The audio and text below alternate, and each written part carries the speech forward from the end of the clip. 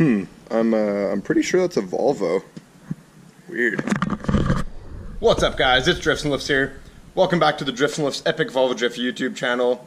If you haven't clicked that subscribe button, please do, and make sure to turn on notifications, because today there's a mild amount of Volvo gravy getting spilled on your face, and I know you guys are probably gonna like it.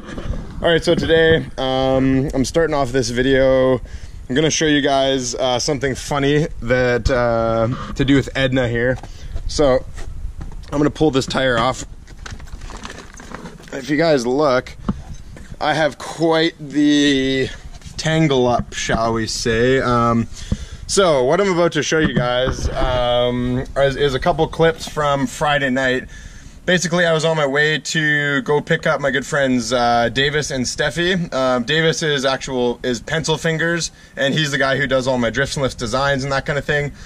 So we were supposed to go out for a night, have a couple drinks and that kind of thing, and I took Edna to go pick them up and bring them over to my house so we could pre-drink.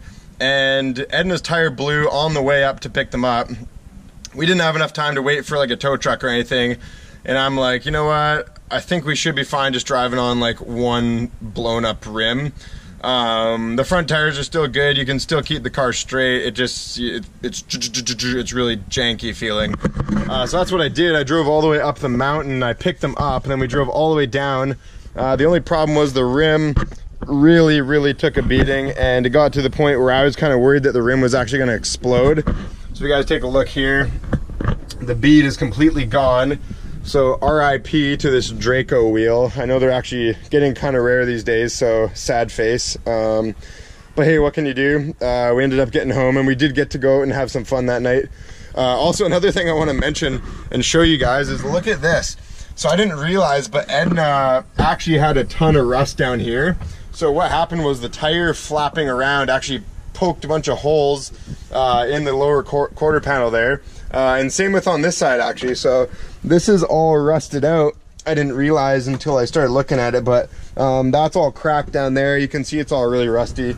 So another reason why Edna is, it's not a big deal that I'm wrecking this car for, say, that I'm gonna rally it and have fun with it. But yeah, a big strand of tire peeled off and wrapped itself around the axle. So I'm in the middle of trying to remove this right now because it's actually pinching the brake line, which is pretty sketchy. So what I'm gonna do, guys, is show you the footage. We got some footage of the tires sparking on the way down the hill. And then a good Samaritan that we actually pulled over at his house, he gave us a ride home in his pretty sweet 6-speed Cummins. So overall, I'm gonna show you guys those videos.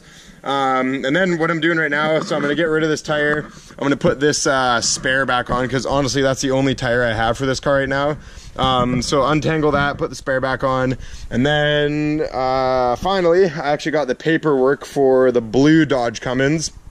So I'm gonna head to the insurance place, swap out the insurance from Randy here, put it on the blue Cummins. Then we're gonna start tinkering with that thing. So we'll probably go for a rip in this video in that truck. I'll show you guys how slow a factory 12 valve Cummins is, and that'll pretty much be the video of today. For the next video, I have my aluminum crank pulley, and I actually signed up for the Mission Speedway drift event. So just a little info for you guys.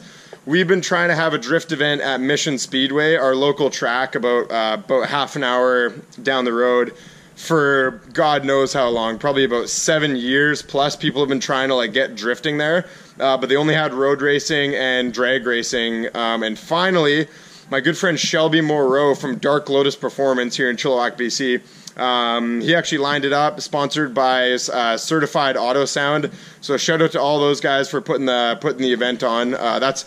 You could say it's a breakthrough in the Lower Mainland drift community, just because that track is pretty cool for drifting, and it's really local to us. And finally we get an event that's fair priced and is super local with a good track. So this is really awesome. I signed up for the next event. They just had their first event.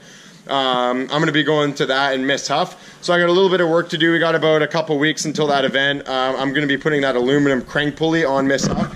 So a little bit of work to do on that, and then I'm going to be shuffling some cars around. I have to get rid of one car. So that's going to be really soon. Once I put the aftermarket aluminum crank pulley on Miss Huff, I'm going to get Dan to set the timing all back to perfect how it was when he tuned it. So then it'll be good to go, and hopefully I won't have any belt issues because of that. And then we're going to have to scrap a Volvo, one of my parts Volvos. That's going to be gone. I got to do shocks in this. I got to put big tires on Edna. As you guys can see, look at the damn shocks, man. Oh my gosh. Oh my gosh. Look at this. Oh, I guess I should not do that on the jack. Oh my gosh. Ooh, that was sketchy. Okay, we're still good. All right, let me untangle this, guys, and then we're going to go put insurance on the Blue Cummins. I guess the name of that truck is Jerry. Yeah, Jerry, because that's the guy I bought it from. So let's do it up. Alrighty, so you win some, you lose some. I got this big ass piece of tire out of there. Oh my gosh, that was so much tire to be wrapped around that axle. So I drove home and I didn't feel any weirdness with the brakes, but that was because this brake line was pinched off, and it actually was ripped. So as you guys can see there, we got a ripped brake line. It's leaking fluid. So I'm probably gonna cut it right open and stuff a bolt in there just for temporary so I can drive this to the insurance place. Then I'm gonna have to figure that out. So we're gonna have to sort that, probably get a new brake line. These look pretty crusty and corroded, so I think that's gonna be a bit of a pain to change that. But we'll be able to figure it out, not the end of the world. So there you go, a little souvenir of an interesting adventure. Putting that back to the truck there. All right, so I'm gonna slap the tire back on, and I have to, actually, sorry, first I gotta deal with that brake line so it doesn't leak all my fluid out. And then tire back on, insurance place. Bada bing, bada boom, Antonio. All right guys, so just a random little video here. So I came to pick up my good friends Davis and Steffi, and we're gonna go have some drinks tonight. Instead of taking my truck, I decided to take the Volvo. And I knew that the tire was on its way out, but I took the chance and it blew up. So now we're driving like 10 kilometers on a flat tire. So Davis, you mind going and take a look at that tire for me on film there? Nope. Mind you, we're driving down Ryder Lake Mountain.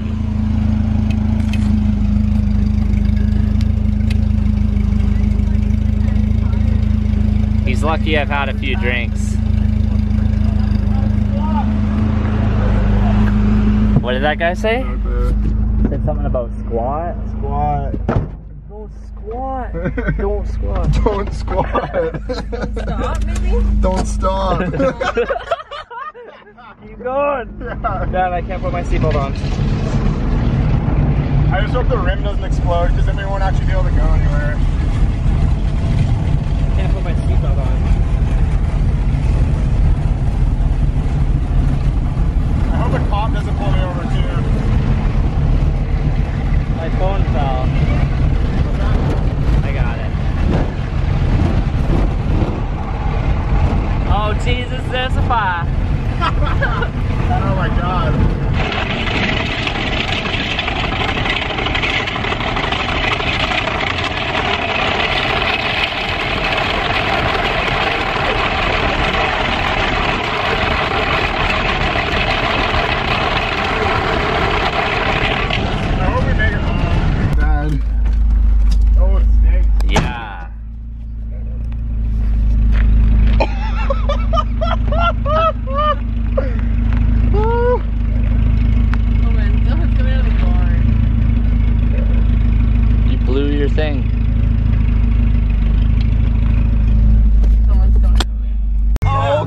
Shut up. You pulled up, it was already exploded. Well, no, I like on my way to come get them, because yeah, I like came up here. A little iffy. Oh my goodness. And then it popped like at the roundabout, and then I made it all the way up and then down on the rim. I'm actually curious, if I had your brain for a day. Dude, like I said, I wouldn't drive around with a signal that didn't work.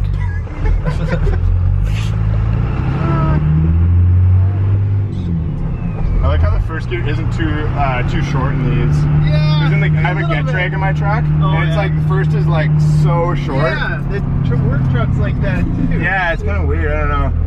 Like I can start in second, but I feel like it's slipping the clutch a little more than I would like it to, you know? Just like, it's got a tuner, it's got a straight pipe. Yeah. Yeah. So guys, we're like filming a YouTube video here as well. On top of it. So we decided that we didn't want to drive through town with the rims sparking like crazy. We decided that? Yeah, these guys did. I would have driven it, but whatever. So we pulled over at some random place, and this very nice man named Joel decided to give us a ride home in his really sweet 6-speed 24-valve Cummins, which is pretty cool. Truck to get a ride home with. Sorry? It's serendipitous. Like, what are the fucking chances that he drives the truck that you drive? Right. Almost did it. It's like a chain. Alright, so this thing's insured now. Just swapped the insurance over from this truck to this one. So I think I'm going to take it out for a little rip in a sec here. Actually, a couple nights ago I did an oil change and I changed the fuel filter on this. For a 12 valve, you should always change the fuel filter if you never have before. If you get a new truck and it hasn't, and you don't know if it's been done, do it, because they are supposed to be done every 15,000 kilometers or so. So what I'm going to do right now is take these side running boards off. I already actually started on this the other night. There's one little thing I gotta take off. Yeah, look, that's almost coming off anyways. So I'm just not a big fan of these. They make the truck look like an old grandpa truck. So I'm trying to make this thing as little grandpa as possible and make it into kind of like a fun, sportier, young person truck, shall we say. Paint's gonna stay terrible. I'm not gonna change the paint, of course. I never change the paint, you guys know that. And I'm thinking it'd be pretty cool to have this truck as just a flatbed. So if I deleted all this stuff, this is really heavy, mind you, this big box. And I think if I cut all that out, it would actually be fairly lightweight, probably similar in weight to my first gen, just due to the fact that the actual floor of this flatbed is wood. So that's going to shave some weight down there. If you look at the general structure of it, it's not too overkill as far as like how much bracing and stuff there is. So yeah, let's take these running boards off, and then I'm gonna get ready for the gym, and then we're gonna cruise over to the gym, and that's what we're gonna film. We're gonna film us going for a little cruise in this thing. This NV4500 transmission is a lot better of a transmission to drive than the Getregs that came in the first gen trucks. So I don't know, it's kind of a dream. It's a breeze to drive them. The synchros are nice, they shift good, that kind of thing. So all right, let's make it look cooler. All right guys, so I apologize that it is dark now. You probably can't see feck all. All right, so we're in the new Cummins. I'm about to cold start it here. So these P pumps are actually worse for cold starting than the VE pump in my other truck. But that's okay, it's warm. It doesn't have a problem cold starting right now because it's like summertime almost. But the interesting thing about this, which is actually I'm gonna have to fix, is you need to give it a little bit of throttle to actually get it started. Just a little bit of throttle. It won't start unless you do that. So that, after doing some research, is what I believe to be the, it's like the injection pump overflow valve, essentially. So it regulates like the pressure going out of the pump. Anyways, that's what all the internet people told me, so that's, you know, most likely what it is. So here, let's start this old girl up. One thing I noticed about this truck is it's got like crazy amount of spool sound. Like it has a lot louder turbo noise than my other truck does. Maybe that's just because the 3-inch exhaust as opposed to the 4-inch into the 5-inch. The stock turbo, it doesn't have I took the silencer ring off it, and this truck is full straight pipe right now. So let's start this old thing up. Oh yeah, I forgot about that, the neutral safety switch. There she goes. So a little pump of the gas, she starts right up. All right, so I'm gonna cruise it, and then once it's warm, I'll turn the GoPro back on and I'll show you guys how slow these things are. I'll run it through the gears and that kind of thing. Alright guys, so she's got a little bit of heat in her now. One thing I'll mention about this transmission is first gear isn't so damn short like the Getrags and the first gen trucks, which it makes it a lot nicer to drive, to be honest. Alright, so we're in second gear right now. I'll just row it second, third, and a little bit of fourth, how about? So if I pin it right now, into third, sounds good. It just doesn't have a whole lot of go. That's into fourth now. So we're going like 80 kilometers an hour. So I don't know if you guys can hear on this GoPro though, the turbo sounds that this truck makes. Sounds fucking awesome. To be honest, I kind of like the sound of it with a 3-inch exhaust, just because it makes the exhaust note a little more high pitched. Sounds almost like a 1JZ or something, or a 2J or something. I don't know. It's kind of cool. This truck is pretty heavy, mind you, so that's gonna play a role in how fast it is too. It also, the governor spring is, I think it's set at 2,700 RPM. So in my first gen, I have a governor spring for 3,200 RPM, so it revs out a lot better. I could tell this truck would really benefit from one of those. So we'll see how far I go in this truck. I might start really liking it and putting some mods into it and stuff. We'll see when we get there. As for now, I'm just gonna drive it and enjoy it. All right guys, so that's pretty much a wrap up of the video. Sorry that you can't see my face. So yeah, like I said earlier on in the video, we're gonna get Miss Huff going with that crank pulley.